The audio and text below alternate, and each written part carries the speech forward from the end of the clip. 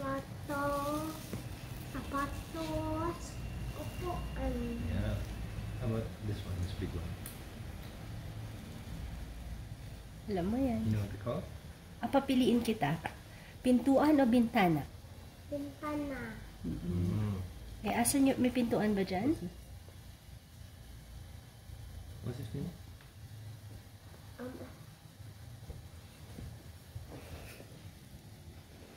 Ano?